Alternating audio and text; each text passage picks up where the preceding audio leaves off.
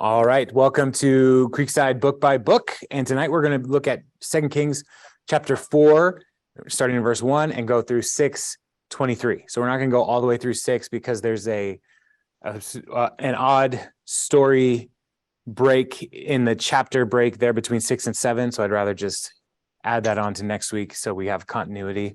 And keep in mind, verse numbers, chapter numbers, the writer of First Kings did not put those in there. And so there are times, even today, and towards the end of our text tonight, there's a passage that breaks on the paragraph, but the verse number is in the previous paragraph. And so, yeah, so that kind of stuff happens, which is annoying. And for some reason, that is not actually on my notes. Where'd it go? Oh, yeah, it is. Sorry, never mind. It's in chapter 5. So let's jump in. We're with the prophet Elisha, who is he has succeeded after Elijah. And there are prophecies that Elijah was responsible for that have still not all come about. So the house of Ahab is falling apart slowly. And Jehoram is king at the time and currently, and then Jezebel is still alive. And so next week we'll see her demise and the house of Ahab finally eliminated. But most of the stories that we're going to look at tonight are focused more on Elisha and his acts, and not so much with the king in Israel. And we really still have not had that much time with the southern kingdom really at all. Most of what we've been looking at has been in the northern kingdom. And so after Elisha, things start to go back and forth a little bit more. But this is an interesting series of events here because we have echoes from Elijah's ministry in what we're going to look at tonight. We have resurrection, we have the multiplication of oil, we have a water-based miracle. There's all kinds of things that show us that Elijah and Elisha are, a continuing track of God's power in the life of the prophet. And so let's jump in. Chapter 4, verse 1. The wife of a man from the company of the prophets cried out to Elisha, "Your servant, my husband, is dead, and you know that he revered the Lord. But now his creditor is coming to take my 2 boys as his slaves." Elisha replied to her, "How can I help you? Tell me, what do you want? What do you have in your house?" "Your servant has nothing there at all," she said, "except a small jar of olive oil." Elisha said, "Go around and ask all your neighbors for empty jars. Don't ask for just a few. Then go inside and shut the door behind you and your sons. Pour oil into all the jars, and as each is filled, put it to one side." She left him and shut the door behind her and her sons. They brought the jars to her, and she kept pouring. When all the jars were full, she said to her son, "Bring me another one." But he replied, "There is not a jar left." Then the oil stopped flowing. She went and told the man of God, and he said, "Go and sell the oil and pay your debts. You and your sons can live on what is left." So here we have an indication of what's going on in this company of the prophets or school of the prophets, because these are not just people who are living like monks and or nuns, a separation from society. They have like normal lives, but they are also devoted to the Lord and wanting to serve Yahweh even in the midst of the corruption of the northern kingdom. And so this one man was married, had kids, had a farm, and he died. And what normally would happen in a situation like this is, well, maybe the sons then would take up the work of the farm and provide for the mother. And that's how the generations would continue on. But there is a famine happening at this time. And most of what we're going to read over the next several chapters is in that context of famine, where there's not enough water, there's not enough food in the region, which is part of the judgment of the Lord on the northern kingdom for their idolatrous ways. And so the man who died at some point probably leveraged his farm to another person who had more means, more wealth. So they were borrowing resources. And in the ancient world, this is the most common way that people would fall into slavery is if they were not able to pay their debts, then they would become indentured servants, essentially, for 6 years or until the year of Jubilee. And the goal was never to keep people in slavery forever in this system. It was to pay off a debt and then to send the person out debt-free, or even to send them with a blessing so that they can reestablish their lives after that year of those years of service or the year of Jubilee, because that was when land was supposed to be reset to the original families. And so here, this woman, they're in debt, they can't pay, and so she's concerned that her boys will be slaves. And so Elisha is like, "How can I help you? What do you have in your house?" And Elisha is a person of influence, and we'll see the kind of influence that he has as we continue on. But he doesn't just have a spiritual influence; he also has influence with the government and the king and the court. And so people recognize his authority and his power, which is what gives him a significant amount of influence in the region. But she has nothing except a little bit of olive oil. And so Elisha, what's interesting here is that go and get all the extra jars in the community, and then go home, close the door, and just start pouring and filling the jars. And one of the things that people will read these stories about Elisha, and it looks like he is doing some kind of magic.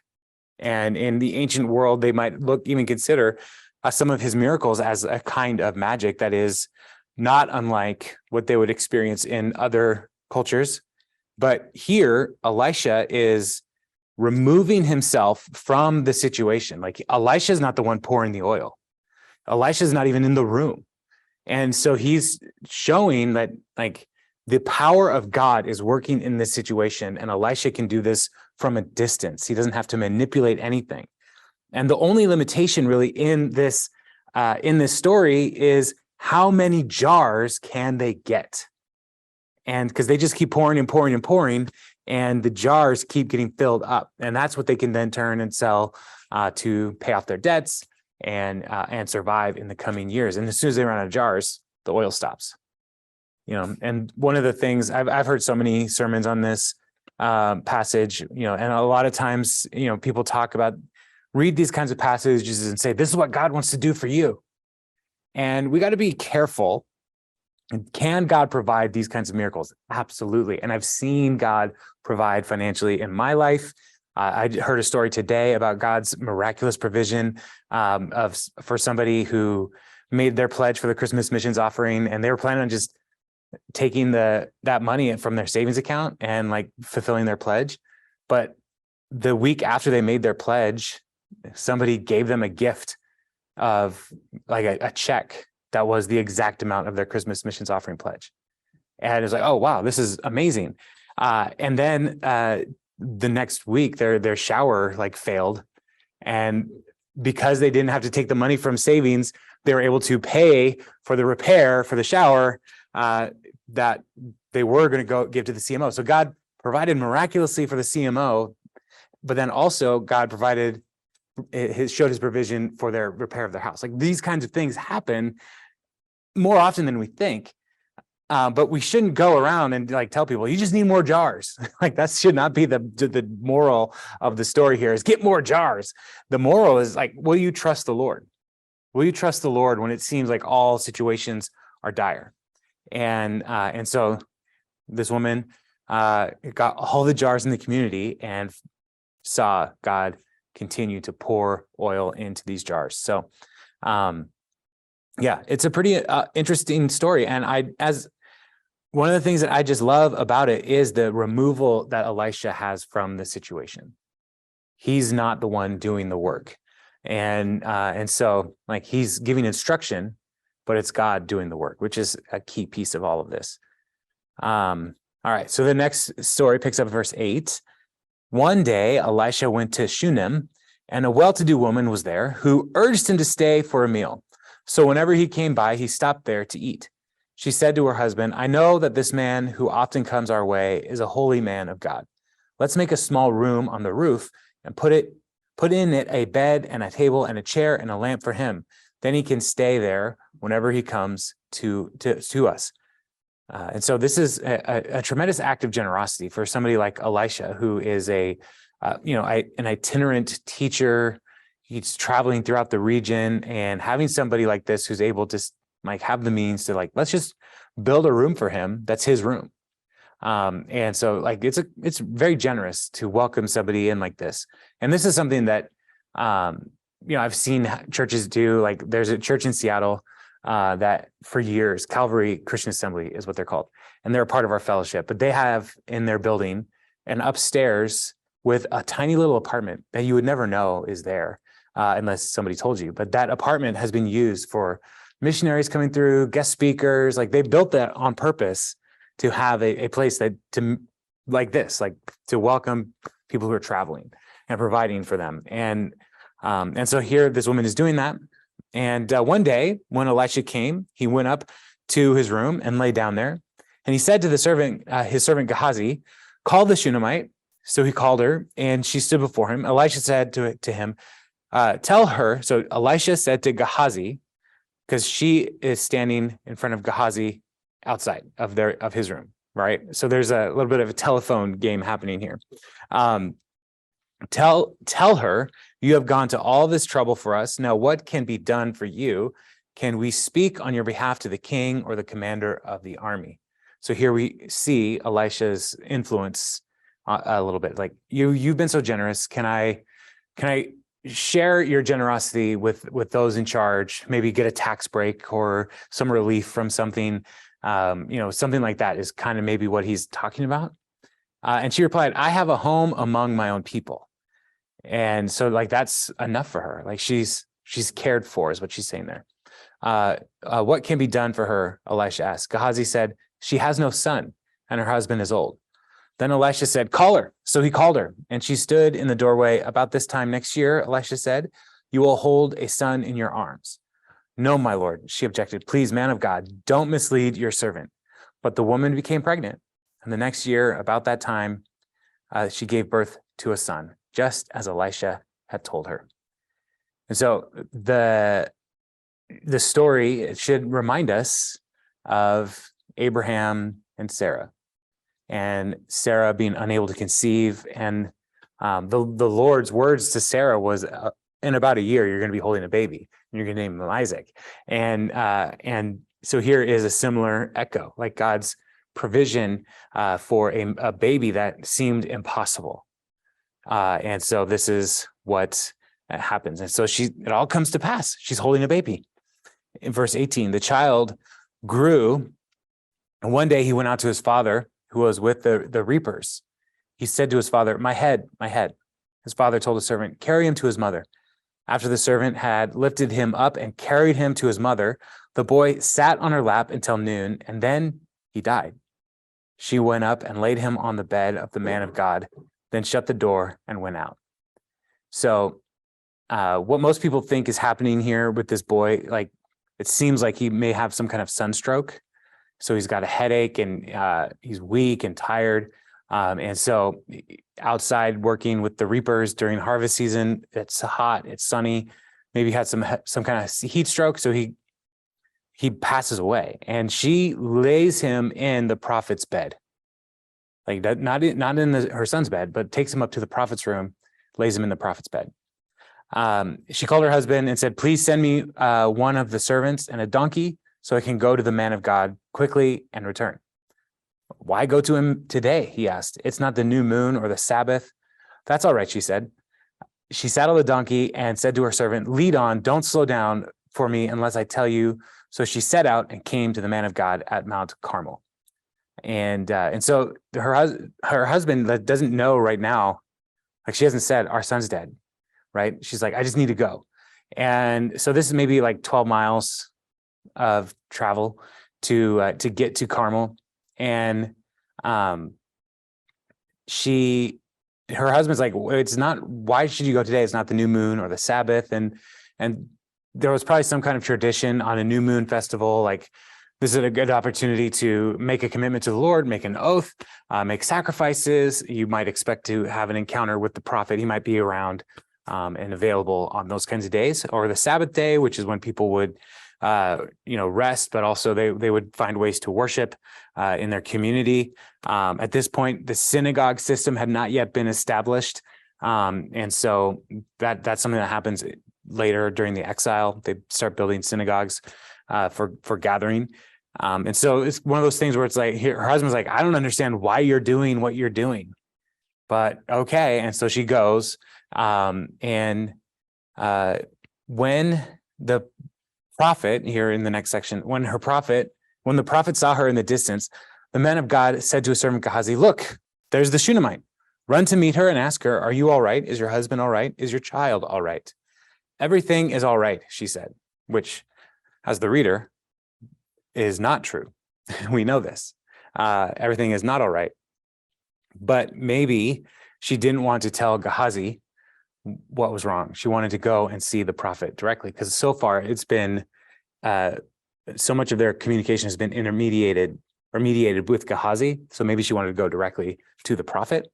And so when she reached the man of God at the mountain, she took hold of his feet. Gehazi came over to push her away, but the man of God said, leave her alone. She is in bitter distress, but the Lord has hidden it from me and has not told me why. And so she comes and like bows down in front of him and holding his feet as a sign of like submission and recognizing like she is in need and is with somebody who has the power to help her. And Gehazi is like, stay away from my master, from my prophet. So this also, like, as we're reading this, there should be little like things that like kind of red flags, because later Jesus in his ministry, he is surrounded by people and little children are coming to him and the disciples are trying to push them away. And Jesus says, no, let the little children come. And, this part of the significance here is that children and women did not have the same status as men. And so, Gehazi might be trying to protect the prophet's honor and status, but Elisha is not as concerned with that. But then we also see she's in distress, but he doesn't know why.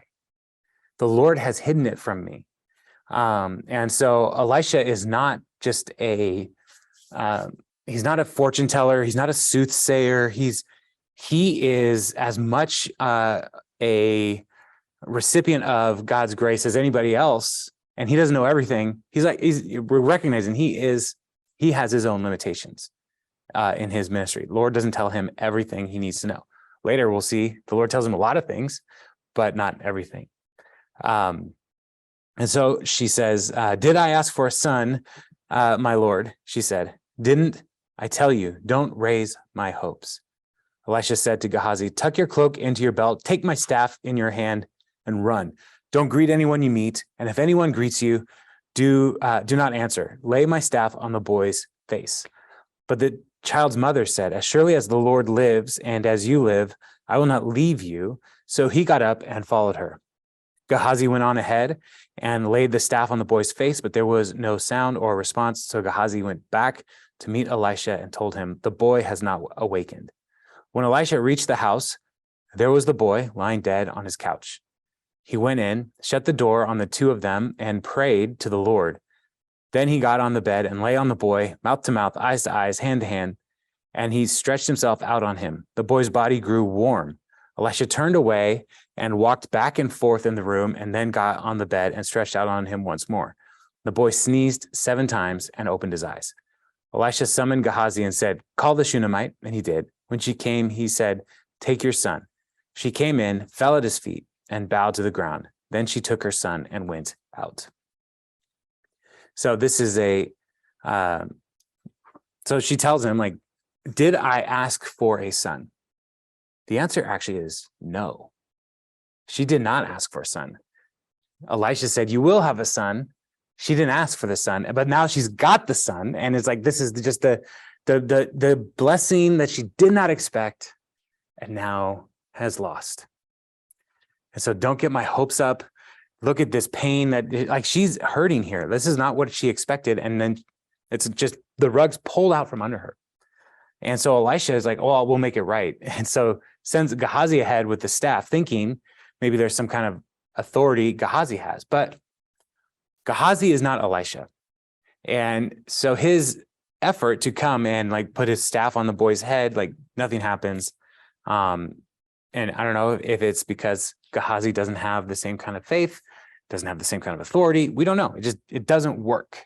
And so when Elisha gets there, this is another one of those things where people are like, this may be some kind of sympathetic magic as the culture like around them as he lays out on the kid, and like we don't know, but it sounds like a lot like CPR.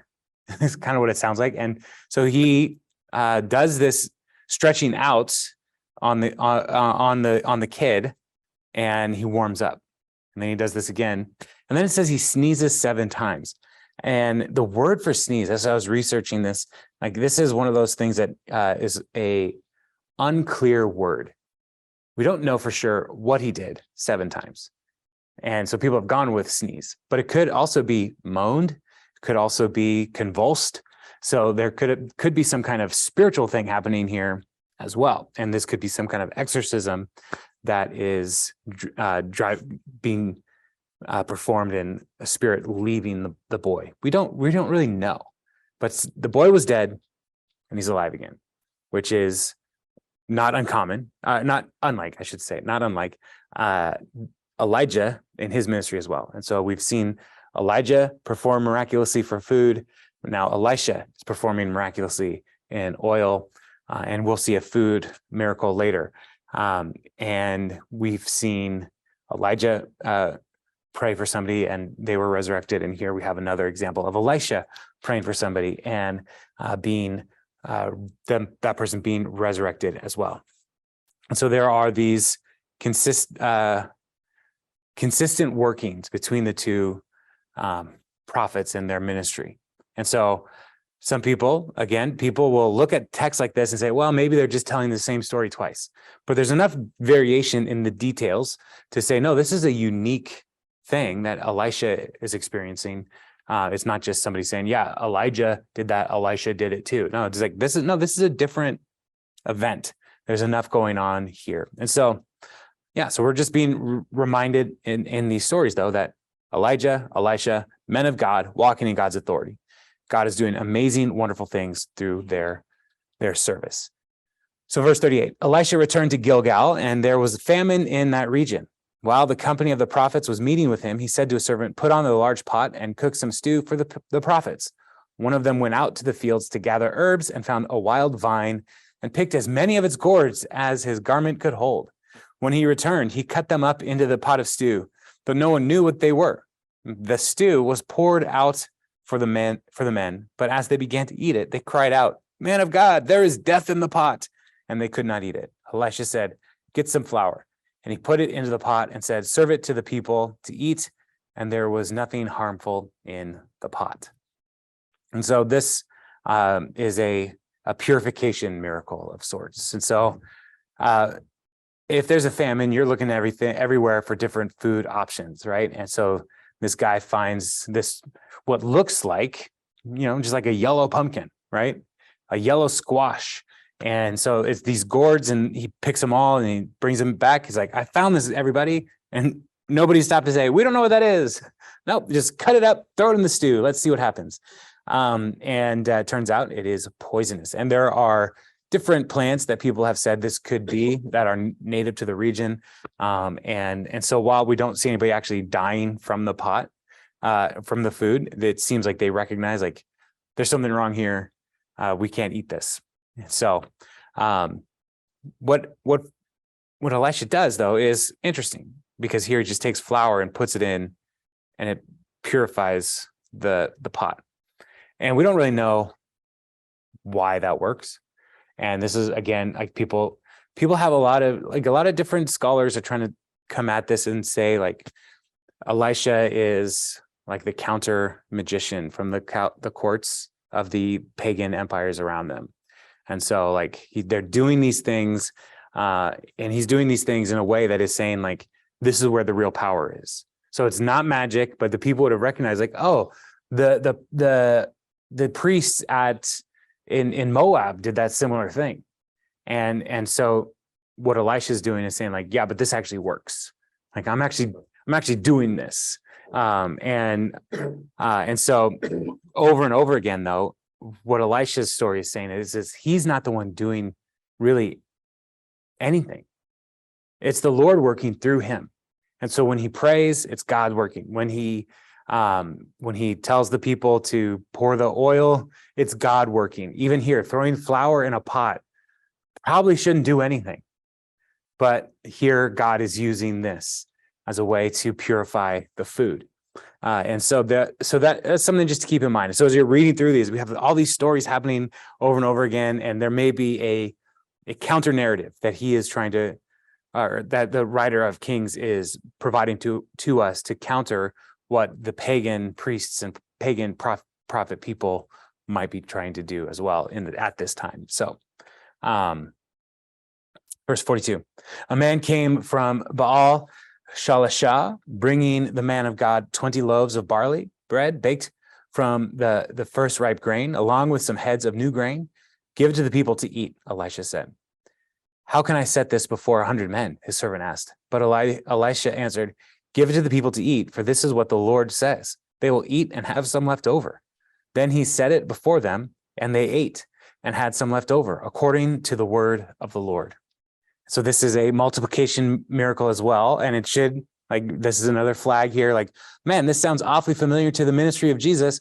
And Jesus even says they'll have enough, and there was enough left over in the Gospels. But what's going on here is what it's so interesting is the man is bringing to Elisha his first fruit offering. And this is an offering in the law that is supposed to go to the priests. But Elisha is not a priest. But this in the northern kingdom, there are no good priests because they are all like complicit in the idolatry that Jeroboam set up between Dan and Bethel and the shrines there. And so Elisha is the only good representative of the Lord that this man knows. Like, I'll bring it to Elisha. He's a man of God. And so he's bringing the first fruit offering, and you know, it's a gift to Elisha, and Elisha then shares it with the people. But, you know, there's a famine, so it's not a lot. And so his Gehazi is like, I can't give this to all these people. There's not enough for them.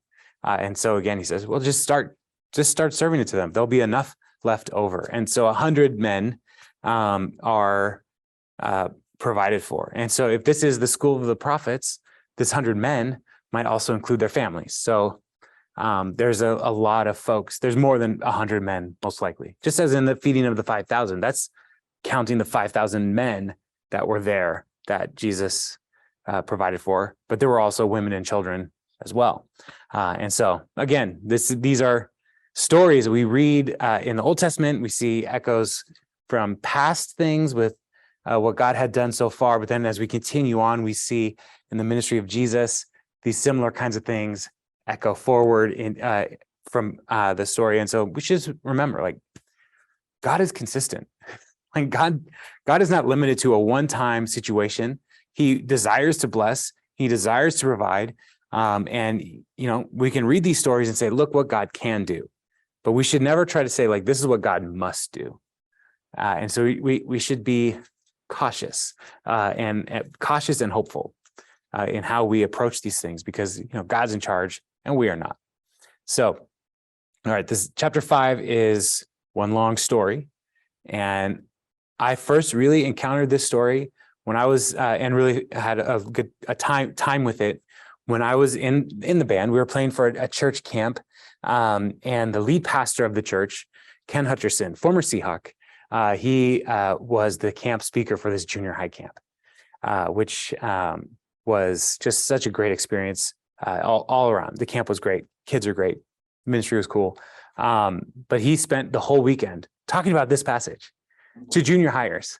And so talking about leprosy and then military, all this different stuff.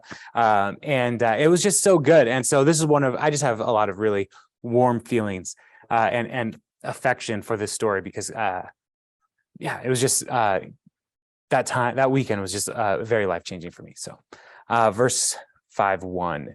Now, Naaman was commander of the army of the king of Aram. So that's Syria, what we would call Syria today. He was a great man in the sight of his master and highly regarded, because through him the Lord had given victory to Aram. He was a valiant soldier, but he had leprosy. So the details here that should stand out to us, or I hope stand out to us, is here he is a military commander in enemy country, but the Lord, Yahweh, has given him victory on behalf of Aram, the Syrian people. Like, the Lord is not limited to our borders. Something to keep in mind. The Lord is not limited to to only be able to work through the people of Israel. And he can work through whoever he wants to work through. And even here, working through Naaman, he may have done work, he might have fought against the northern kingdoms. And the Lord was giving him, Naaman victory for Aram, even against Israel. Something to keep in mind.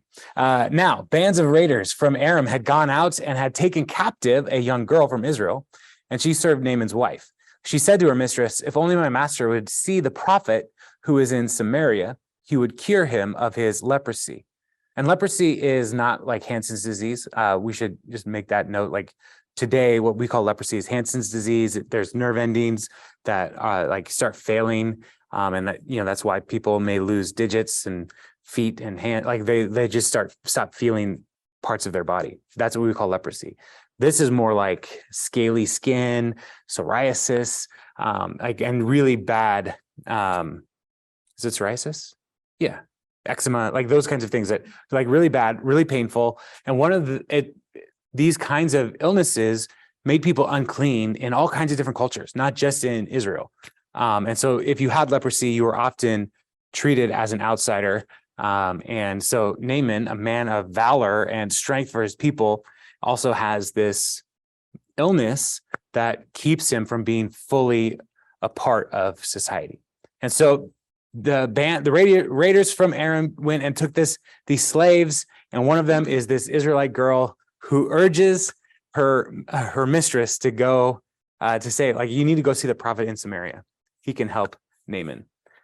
So Naaman went to his master, the king, and told him what the girl from Israel had said. "By all means go," the king of Aram replied. "I will send a letter to the king of Israel." So at this time, Israel and Aram probably have some kind of treaty and peace that's worked out between them. And so I'll send a letter with you to go. I'll send a letter to the king of Israel. So Naaman left, taking with him 10 talents of silver, 6,000 shekels of gold, and 10 sets of clothing. That amount of money could be like $1 billion today. Just FYI, that's a lot of wealth. And 10 sets of clothing. The letter that he took to the king of Israel read, "With this letter, I am sending my servant Naaman to you so that you may cure him of his leprosy." That's the letter that is being sent to the king, "so that you, king, may cure him of leprosy." As soon as the king of Israel read the letter, he tore his robes and said, "Am I God? Can I kill and bring back to life? Why does this fellow send someone to me to be cured of his leprosy? See how he is trying to pick a quarrel with me." So the king of Israel reads this letter as an overture to say, what kind of power and authority do you have? Can you cure my general? If not, now Jehoram here most likely is thinking, well, now I'm about to go to war with the Syrians because I know I can't do this, even with all this money and all. Like, his motivation is like he would want these things, but he knows he can't do it. When Elisha, the man of God, heard what the king of Israel had torn his robes, he sent him a message. So I don't know how Elisha heard what is the king of Israel is doing. I don't know if an angel told him. I don't know if somebody in the court in Samaria was like, "Oh man, Jehoram's freaking out right now." I don't know. But Elisha hears about it and is like, "Why have you torn your robes? Have the man come to me and he will know that there is a prophet in Israel. So Naaman went with his horses and chariots and stopped at the door of Elisha's house. Elisha sent a messenger to say to him, so Gehazi most likely, go wash yourself 7 times in the Jordan, and your flesh will be restored, and you will be cleansed. So it's basically, Elisha doesn't even see him. It just says, go wash in the Jordan, and you'll be cleansed. Naaman went away angry and said, I thought that he would surely come out to me and stand and call on the name of the Lord his God, wave his hand over the spot, and cure me of any of my leprosy. Are not Abana and Pharpar, the rivers of Damascus, better than all the waters of Israel? Couldn't I wash in them and be cleansed? So he turned and went off in a rage. And so he's wanting the prophet to do a little jig, like essentially, like, do something, prophet. And like, there's clean water where I'm from. I don't need to come here. Like, and so he leaves in a huff. Naaman's servant went to him and said, my father, if the prophet had told you to do some great thing, would you not have done it? How much more then when he tells you, wash and be cleansed? So he went down and dipped himself in the Jordan 7 times, and the man of God as the man of God had told him. And his flesh was restored and became clean like that of a young boy. Then Naaman and all his attendants went back to the man of God. He stood before him and said, now I know that there is no God in all the world except in Israel. So please accept a gift from your servant.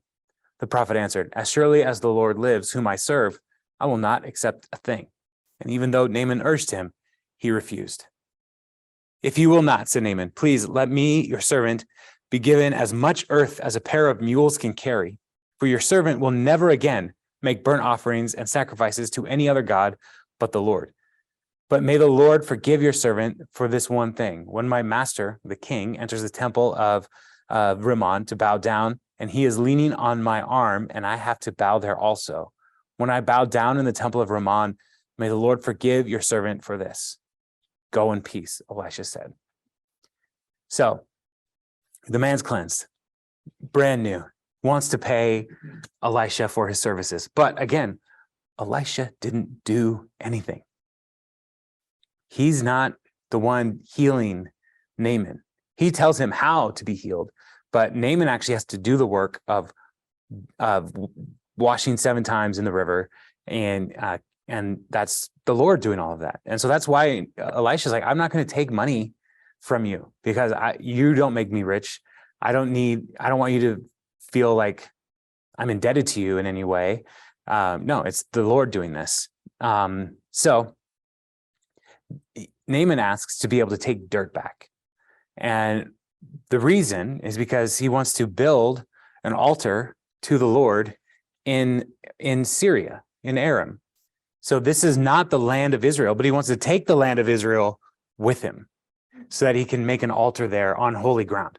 Now, God's not limited to earth and dirt, but in Naaman's mind, this is how God's work. Remember last week they were going to war and they're like, well, the God of Israel is the God of the hills, so let's fight in the valleys. And so people were very geographically based in how they thought the gods worked.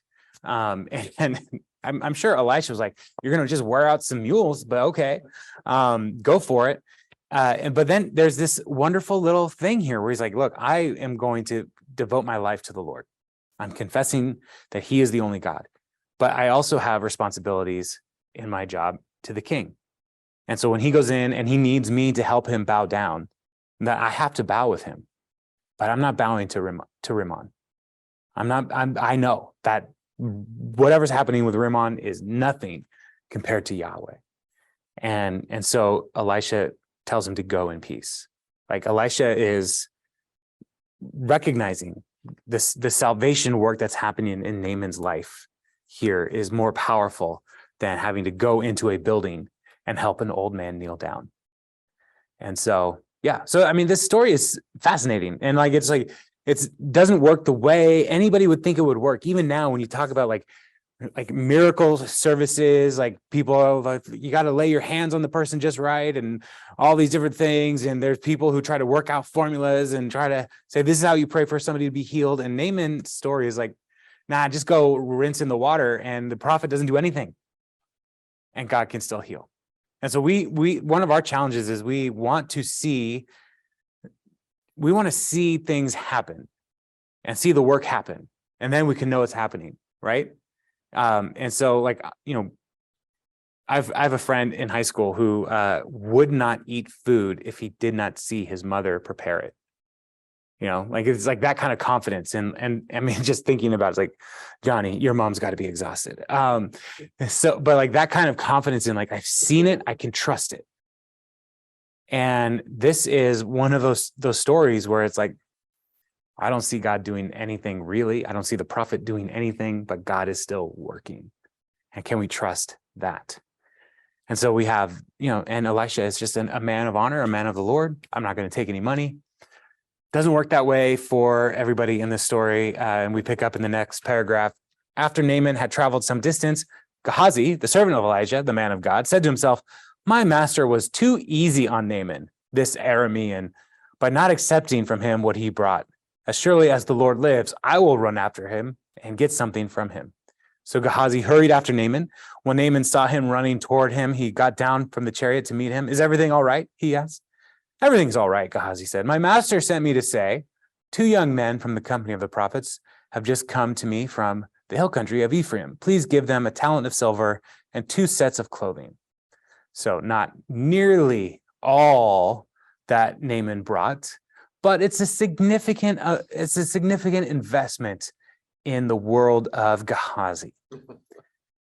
By all means, take 2 talents, said Naaman. He urged Gehazi to accept them and then tied up the 2 talents of silver in 2 bags with 2 sets of clothing. He gave them to 2 of his servants, and they carried them ahead of Gehazi. When Gehazi came to the hill, he took the things from the servants and put them away in the house. He sent the men away, and they left. When he went in and stood before his master, Elijah asked him, where have you been, Gehazi? Your servant didn't go anywhere, Gehazi answered. Wow, lying to Elisha, not a good idea. But Elisha said to him, was not my spirit with you when the man got down from his chariot to meet you? Is this the time to take money or to accept clothes or olive groves and vineyards or flocks and herds or male and female slaves? Naaman's leprosy will cling to you and to your descendants forever. Then Gehazi went out from Elisha's presence, and his skin was leprous. It had become white as snow. So there is a transfer of leprosy from Naaman to Gehazi. Naaman learns, God's saving power, and Gehazi sees the money and wants to chase after that. And so this story, like, should also be a motivator, like, as we think about what God work entails. If it's just, we need to get paid for these things, then that's going to lead to destruction. And usually it leads to destruction for the people who are like, no, I need this. I'm going to go make it happen.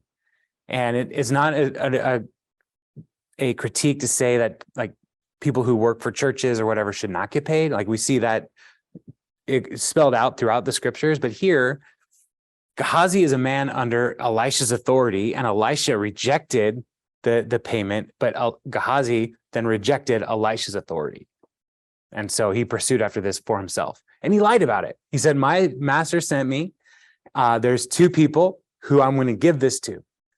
And that none of that is true. And so he's taking advantage of a man who really had his life changed and wants to be appreciative.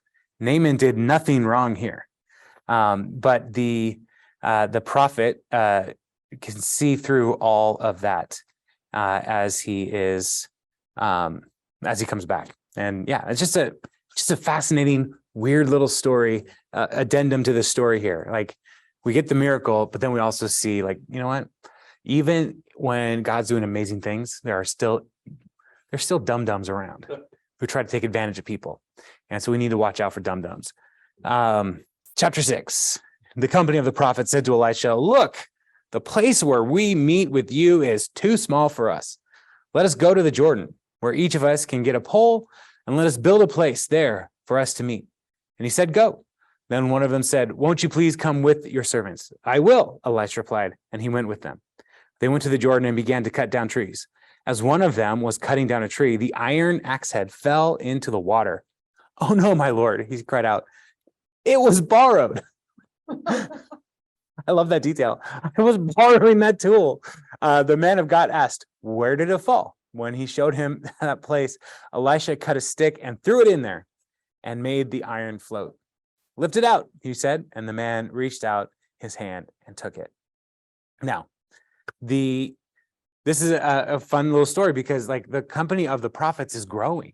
And so like this church essentially is having just a revival situation, and there's more and more people coming, and families are having kids and all kinds of stuff. And so they're like, we can't all be here where we're currently at, so let's build a bigger building. And Elisha's like, yeah, this makes sense because we're all in this together, we're serving together, like having a community place is a good idea. So when they say let's each get a pole, it's like we'll each be responsible for a tree that we'll cut down and we'll bring over, and we'll start building our structure with those posts. And so they go, and Elisha's there, and this borrowed tool, like, oh, it's iron axe head, and iron at this time was becoming more prevalent, but it was still very, very expensive and very hard to make, to alloy and all that different stuff. I'm not a metallurgist, but I just know it was hard. And so like, that's the despair here, is like, it's a borrowed tool and I can't pay that back. And I don't know if anybody's ever borrowed a tool and broken it, but that is a moment of just like, oh, I can't with this. Like, yeah, I've been there. And so Elisha is just like, where does it fall? And he throws a stick in and the axe head floats. Why? Text doesn't tell us why. It just says, this is what happened. This is what happened. And in here, it's like, it's just another one of those miracles that shows like God's doing something here, and Elisha is doing very little. Like, it's over here. Let me throw this stick in. It shouldn't work. And that's why it's a miracle, because it shouldn't work. It shouldn't do anything. The stick should float and go down the river. But here there's it seems like the stick and the axe head switch their properties. And instead of the stick being the only thing that's floating, the axe head meets it somehow. As I was reading this and thinking about it today, I was reminded of that scene from Monty Python where they're trying to decipher like if the woman is a witch. And they're like, one of the things that the knight says is like, what floats? Like small rocks. It's like, no, wood. What else floats? Ducks. And so they weigh it's one of those things where it's like, I don't know how any of this works, but it seems works. And Arthur, in that scene, Arthur is amazed by the knight's wisdom. It's like, join my team. Anyway, that's what I thought about that most of the afternoon as I was, well, that's what happens. But that scene was just in my head all afternoon, because this is a bizarre story. All right, one more section here, and again, this is another one of those stories that's like, wow, how is this happening? Verse 8. Now the king of Aram was at war with Israel. So they were at peace, and now war has struck up again. After conferring with his officers, he said, I will set up my camp in such and such a place. The man of God sent word to the king of Israel, beware of passing that place because the Arameans are going down there. So the king of Israel checked on that place indicated by the man of God. Time and again, Elisha warned the king so that he was on his guard in such places. So somehow Elisha is getting like downloads of Aram's tactics and strategy. And he's passing that on to Jehoram. Even though Jehoram is a wicked king, Elisha still is like, hey, you've got people here I care about. I want to preserve life. And so he's warning the king where Aram's going to be. This enraged the king of Aram. He summoned his officers and demanded of them, tell me which of us is on the side of the king of Israel. Now, one of the things to note here, we just had a general from Aram come down and have his life radically changed by Elisha. And so maybe the king of Aram is looking at Naaman and saying, which one of us is telling him things? And, nobody is. None of us, my lord the king, said one of his officers. But Elisha the prophet, who is in Israel, tells the king of Israel the very words you speak in your bedroom. Go find out where he is, the king ordered, so I can send men and capture him. The report came back. He is in Dothan. Then he sent horses and chariots and a strong force there. They went by night and surrounded the city. when the servant of the man of God got up, and so this is a different person than Gehazi now. He's no longer a part of this. When the servant of the man of God got up and went out early the next morning, an army with horses and chariots had surrounded the city. "Oh no, my lord, what shall we do?" the servant asked. "Don't be afraid," the prophet answered. "Those who are with us are more than those who are with them." And Elisha prayed, "Open his eyes, Lord, so that he may see." Then the Lord opened the servant's eyes, and he looked and saw the hills full of horses and chariots of fire all around Elisha. As the enemy came down toward him, Elisha prayed to the Lord, "Strike this army with blindness." So he struck them with blindness, as Elijah had asked. Elisha told him, "This is not the road, and this is not the city. Follow me, and I will lead you to the man you are looking for." And he led them to Samaria, the capital of the northern kingdom of Israel. After they had entered the city, Elisha said, "Lord, open the eyes of these men so they can see." Then the Lord opened their eyes, and they looked, and there they were, inside Samaria. When the king of Israel saw them, he asked Elisha, "Shall I kill them, my father? Shall I kill them?" "Do not kill them," he answered. "Would you kill those you have captured with your own sword or bow? Set food and water before them so they may eat and drink, and then go back to their master." So he prepared a great feast for them, and after they had finished eating and drinking, he sent them away, and they returned to their master. So the bands from Aram stopped raiding Israel's territory. So crazy. Just so weird, right? So that the king of Aram is trying to invade, and Elisha is giving warnings to where to avoid, and it's all working. So he goes to attack and surrounds Dothan, which is this small little city, surrounds it. And math-wise, Elisha has no hope. And that's what the servant is like. We're surrounded, we're toast. But Elisha just wakes up, he's like making his coffee, like, "I don't worry about it. We got this." And he asks to open his eyes. And he sees the fiery chariots and horses all around. And so that should be a little flag for us, right? Like, oh, wait. When Elijah was taken to heaven, he's, look, the army of the Lord, the army of Israel is coming. It was chariots of fire and horses. And so I don't know if Elisha just lived the rest of his life knowing that everywhere he went, he had this supernatural bodyguard. You know, when we talk about guardian angels, like, it should not just be like a dude in a white robe with really flowy hair. I mean, this is what a guardian angel should look like. Like, it is a fire that is protecting you and surrounding you. And this is what Elisha is recognizing. And so not everybody is ready to accept this supernatural reality, that there are spiritual forces and there are powers that are at work that we are not aware of. But Elisha is keenly aware. And he asks, and the servant sees this, and he trusts that God is up to something. And Elisha just says, like, blind these people. And he does. And then he's like, "Follow me." I love that. It's like, all right, you guys are in the wrong place. You got the wrong Dothan. I think you inverted the numbers on the address. I'll take you. And he walks them all the way to all these blind soldiers. He walks them all the way down to Samaria. They get into the city. And then he's like, okay, let them open their eyes. It's all like amazing. Like, this is clearly God doing something wonderful. And so the king is like, well, all right, they were trying to kill us. So should we kill them? But this is one of the beautiful things about the way God works. Like, no, I'm not, they didn't kill any of you. Like, if Jehoram had killed these men, Jehoram would have blood guilt. But God spared their lives. And he spared their lives first when he avoided the conflict at all these different outposts. God was sparing their lives by having them not go into conflict with the king of Israel, right? And so God, when we talk about like God valuing life, he values the life of enemies as well.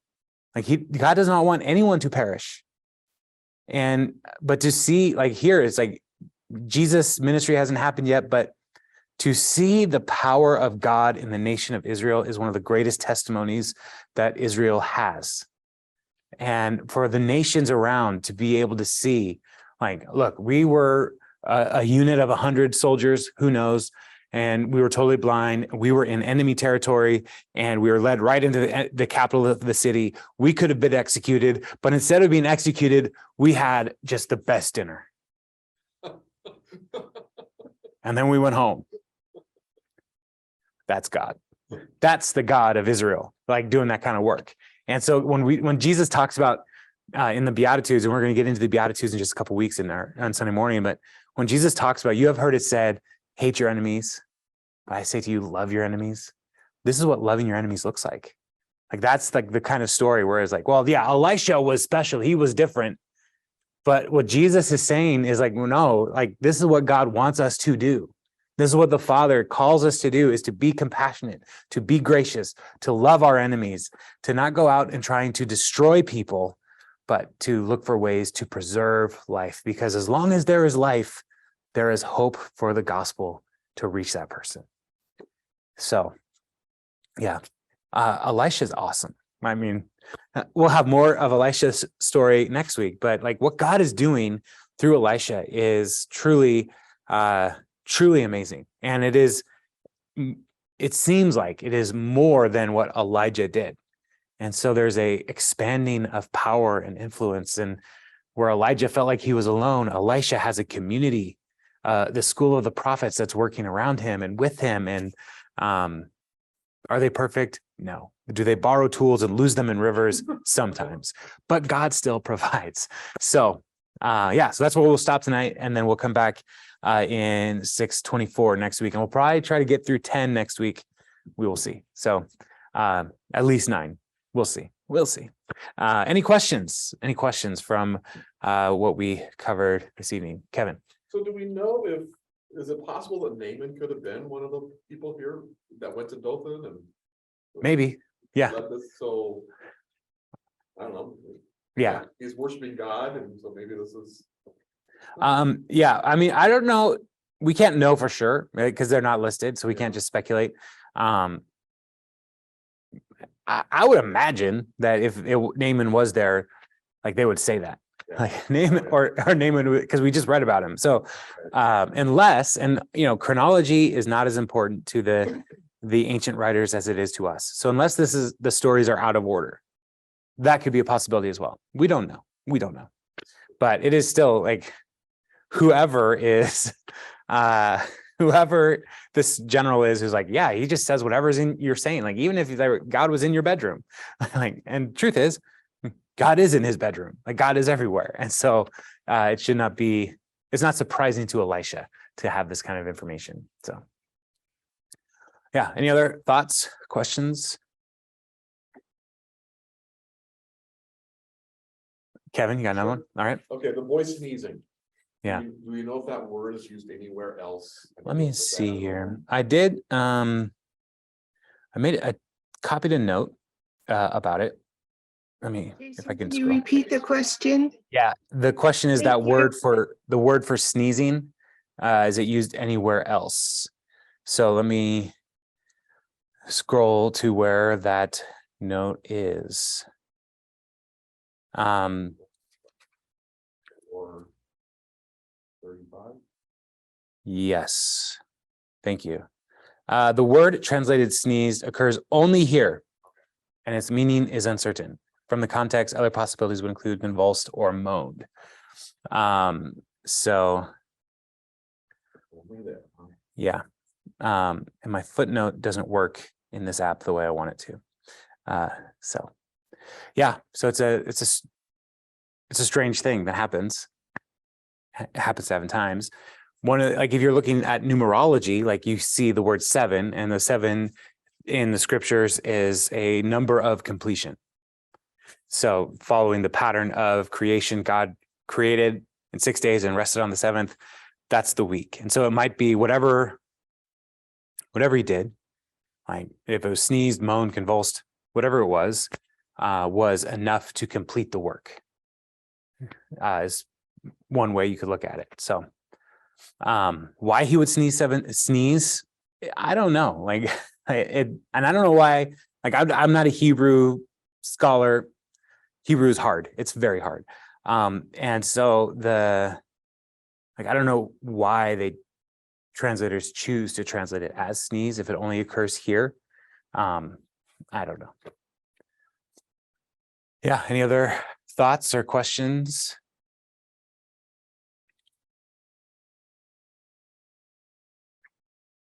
No?